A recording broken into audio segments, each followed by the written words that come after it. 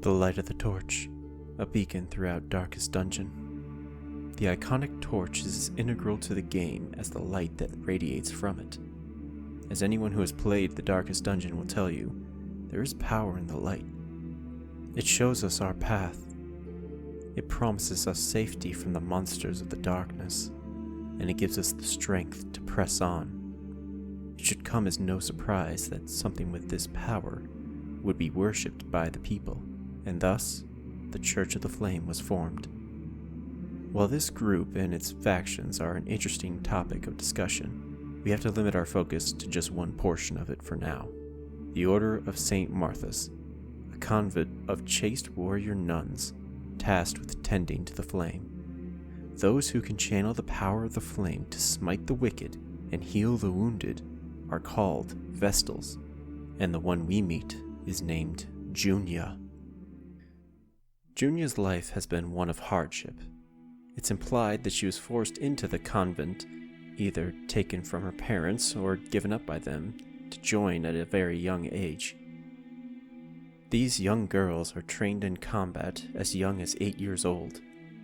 Along with combat training, they are also taught to memorize all the verses from the Order's sacred text. For it is from this devotion to the light, and through the sisters' purity and zeal, that they are able to summon power from the flame to perform their miracles. Junia's time in the convent was riddled with suffering and scandal. She was always the target of everyone's hate. Her fellow sisters, and especially the Mother Superior, despised her. She would be whipped every day and night, and possibly even forced to wear a chastity belt to preserve her virtue. The Order of St. Martha's would impose these restrictions and whippings, since the Vestal's purity is the foundation for their ability to perform miracles. But burying these thoughts would not get rid of them, and they would still exist in Junia's mind, and this would lead to her greatest failure.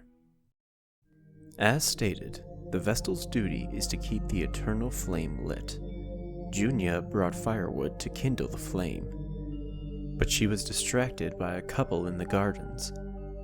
She was entranced by the display of passion, all the pleasures of the flesh she was forbidden from indulging in. As she looked on, enthralled by the couple, she neglected her task, and the sacred flame burned out.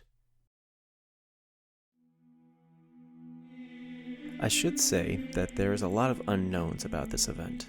We don't know if she was watching the couple or if she just imagined them, and we don't know when this event occurred since she still looks like she's wearing her novice robes.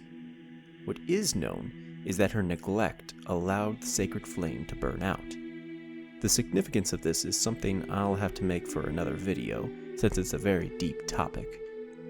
This event could explain why she was treated so poorly by the Mother Superior and her sisters.